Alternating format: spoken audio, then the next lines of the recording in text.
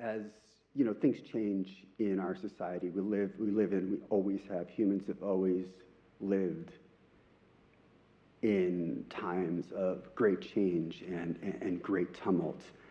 And humans who have really made a difference have kind of always characteristically taken at some point in their life, a bit of a leap of faith. And I think coming into this degree program, sometimes when you're maybe you have a, you know, really nice job in consulting, or you're progressing well through a nice career, and you're like, you know what, I want to do something with a little bit more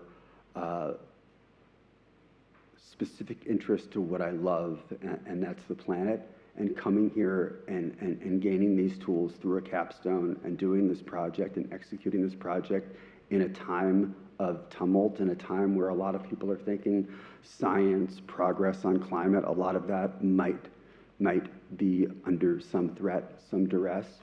But what's going on in the private sector, what's going on in the hearts and minds of the public, and the energy and commitment and talent that I see coming into this climate space, I'm optimistic. And I see a path forward, and I see a group of people in front of me that I truly believe that don't just give me hope, but that are setting the tone, and a group of alumni that are taking the steps toward a just and equitable transition that seemed really hard. But if something seems really hard, why the hell not try to take it on? And I have a lot of optimism with regard to the climate issue, a lot of respect for this group, and I'm grateful for all of you who are here, and I think you're going to really enjoy the presentations today. So with that, I'm going to introduce our first speaker, Isha Trivedi, and the title of her capstone is Analyzing Flood and Sea Level Rise Impacts in Imperial Beach, California. Isha.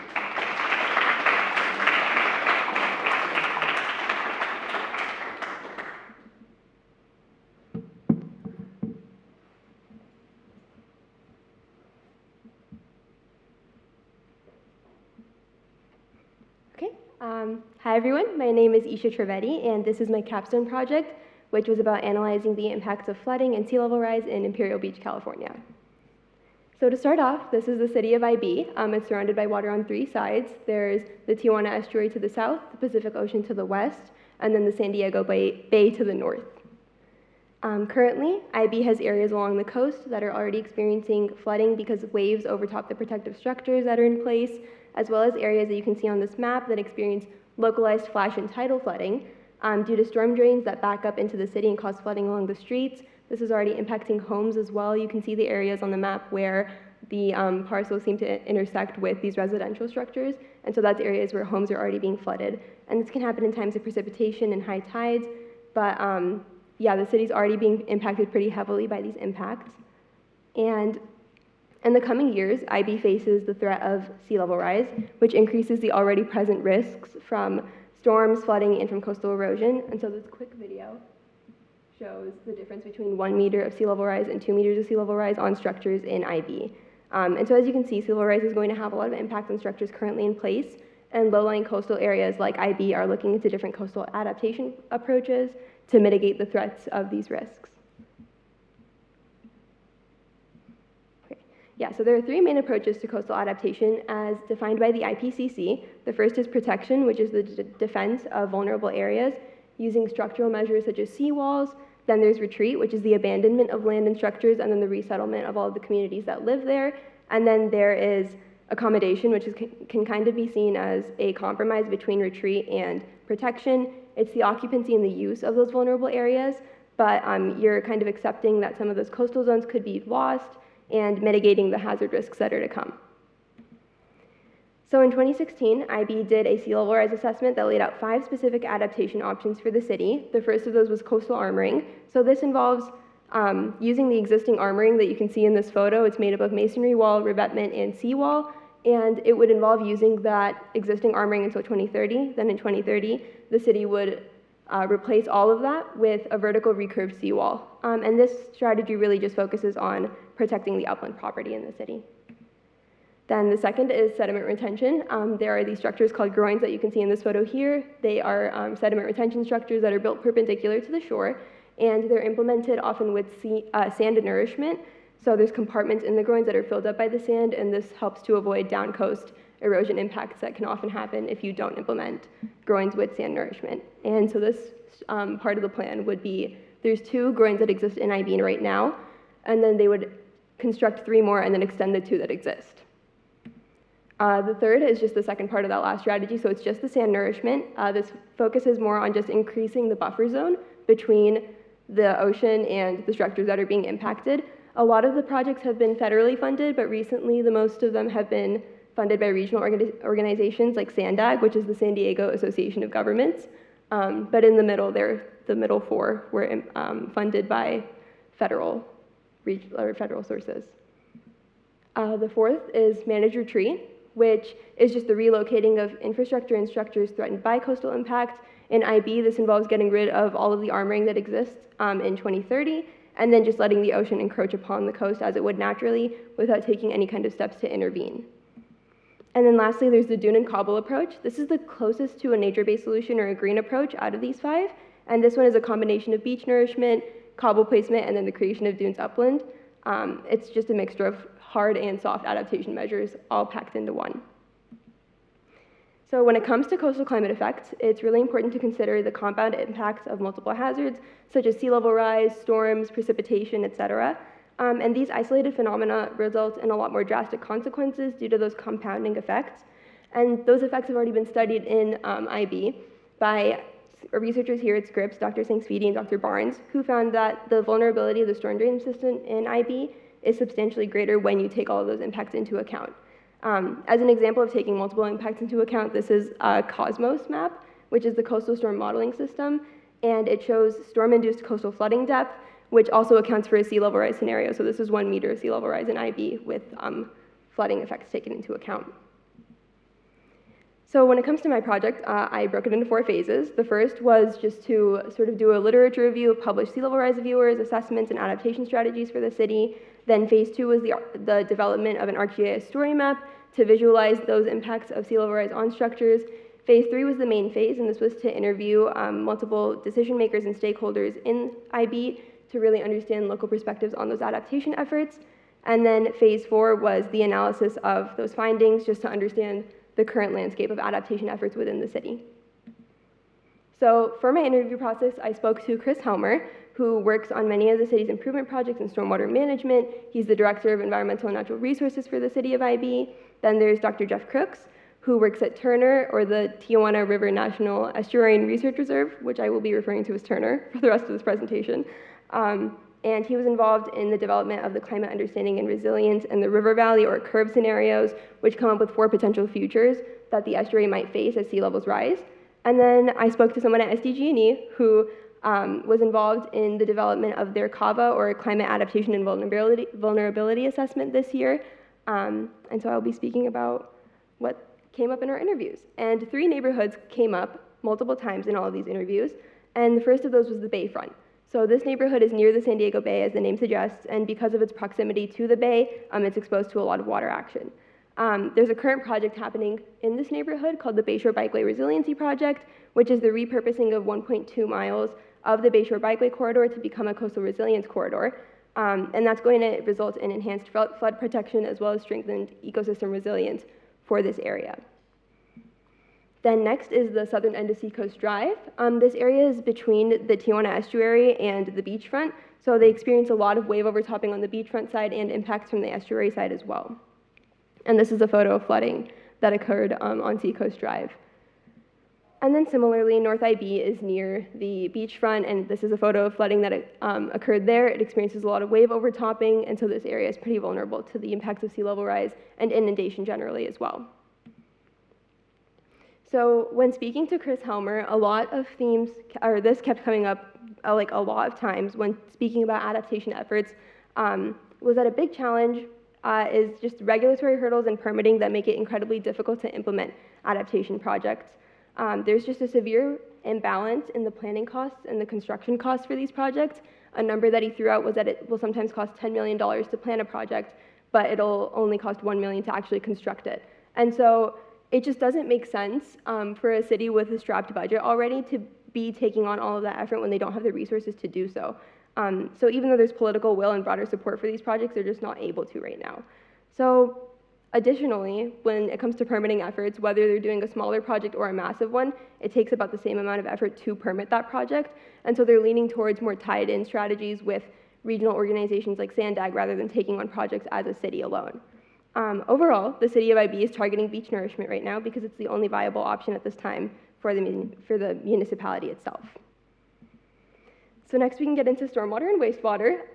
So all of the pipes in our country are made of clay, and they all mostly have cracks in them. And this leads to two problems, infiltration and exfiltration. So infiltration is when your pipes are inundated in groundwater or seawater, and then through those cracks, the water begins to seep into the pipes. Exfiltration is the opposite issue. If you have wastewater, and it'll start to leak out of the pipes, which is also obviously an issue. But it's really key to mention that even though we have these problems, you can still have functioning infrastructure in areas where things are underwater. It's just you have to manage the amount of infiltration that's happening because it makes the system more inefficient, and that the pumps have to stay above water. So in the city of IB, this is a massive problem. The city infiltrates about twice as much water as it has imported into the city. So the big question is, why don't we just reline our pipes and laterals to fix these cracks? And the answer is that a lot of times homeowners' lateral connections are often what leak more than the pipes themselves because they haven't been repaired in a while, and the agencies don't have the authority to repair these because they're on private property. So that leads to how do we actually solve these issues then? Overall, the stormwater management strategy emphasizes retention and infiltration of water upstream, and then supplementing that with pumping infrastructure wherever it's necessary downstream.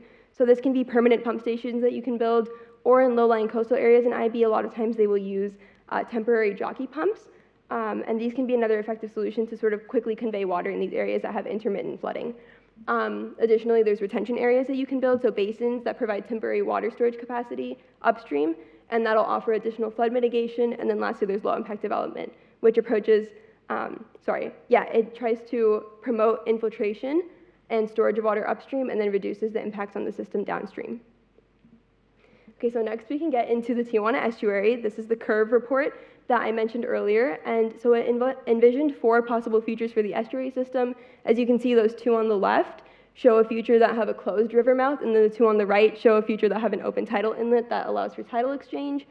And basically, Turner just used scenario planning as a framework to sort of prepare for climate impacts, and they base these scenarios on 2 variables, extreme river flow events and tidal prism.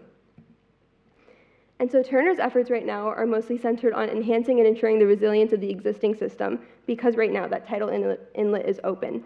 The state of the Tijuana estuary river mouth is really critical in determining flood impacts and the health of the estuary system.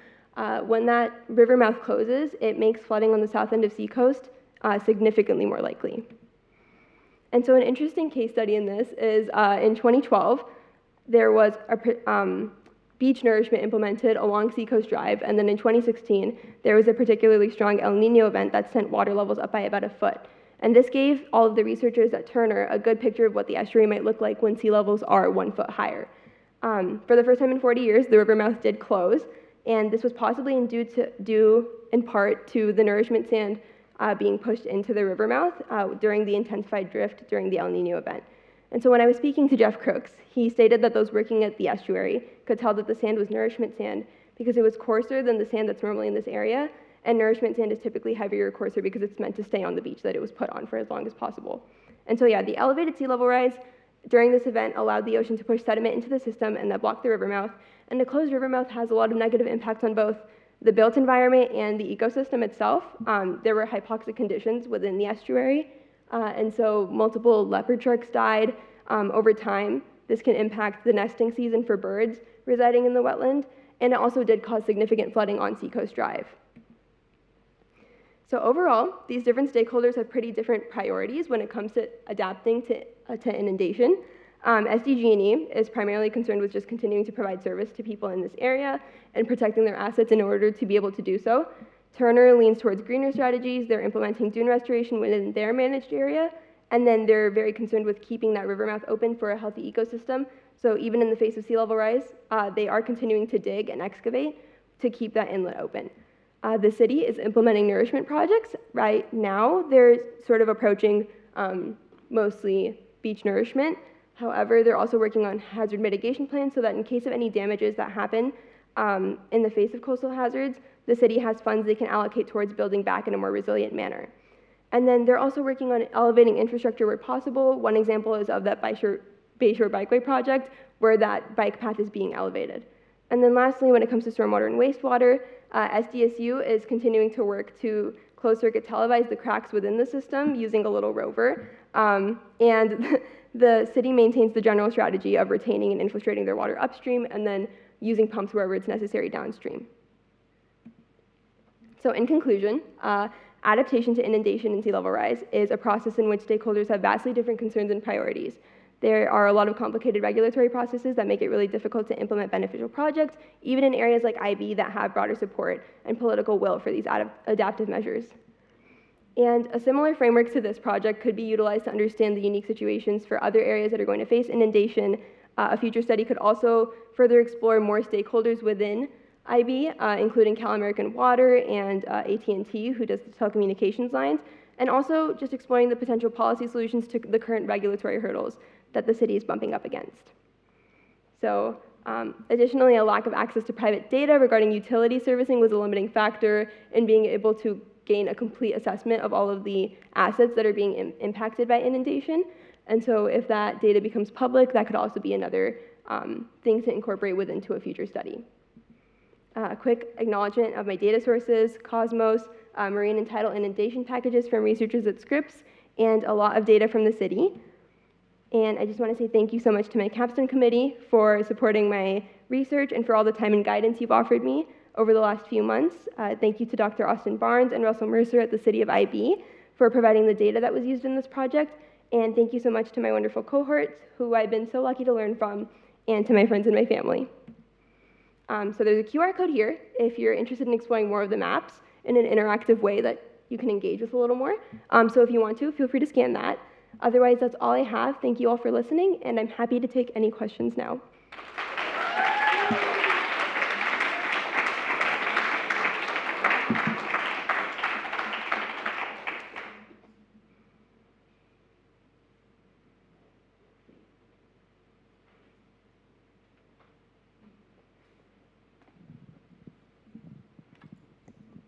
Hi, Isha. I have an online question for you. This was an amazing presentation. What made you choose Imperial Beach for this study, and how do you think the findings from this study could help other coastal towns? Yeah, thank you for that question. So I chose Imperial Beach because it is sandwiched between those different water sources: San Diego Bay, the ocean, and the estuary. I've always liked wetlands also, so that did weigh a little bit into this. And it's just one of the most low-lying coastal areas within San Diego, so that's what made me want to choose Imperial Beach to study. And I think this kind of approach could be replicated for any low-lying city or ecosystem that is experiencing the effects of inundation now or is trying to plan ahead, to really understand how perspectives of different stakeholders differ, and then how we can sort of tackle that in a policy way and have everyone get to outcomes that they need and be able to prepare the city for climate impacts in the future. Abby? Am I allowed to call on people? Thank you. Hi. Thank you. I'm Beth Vandehei. I think we met earlier. Thank you for going first. That was amazing. My question is the 4 stakeholders that you worked with. Was there any conversation between the 4 of them to work together at a higher level? Yeah, absolutely. Thank you so much for that question. So Dr. Jeff Crooks and Chris Helmer both kept talking about each other in my interviews with them. They were like, oh, well, Chris has worked on this, like, talk to him about this. So regarding any kind of discussions, Chris Helmer has been really receptive to the estuary's concerns as well as other concerns from members in the city. SDG&E, that report that I mentioned that they've released, they are working with the city and different stakeholders, doing a lot of public engagement to sort of understand what the city wants from them in terms of preparing. And so there's a lot of cooperation, and I don't think that's the case in every city, but IB is very proactive, and all of the members seem very very in tune with each other and attuned to the issues that are happening and willing to work on it as much as they can within the constraints that the city has. Hey, Isha. Did any of your stakeholders specifically talk about public opinion and whether they were for or against specific adaptation strategies? Yeah, also a great question, thank you. Dr. Jeff Crooks from the estuary did mention that they would prefer more nature-based solutions over continued harder solutions like seawalls, just because of the way that sort of chips away at the coast sometimes. However, he was saying that he would rather see a hard gray infrastructure solution than have flooding come in as well. And so there's kind of an acknowledgement even from the estuary that there's going to need to be a gray-green infrastructure mix. And then for the most part, everyone else was kind of open to any of these strategies. The city's obviously leading beach nourishment because of those issues that they're facing with regulations, but otherwise, everyone's very open to living shorelines. That came up multiple times. It's more a matter of how do we implement them.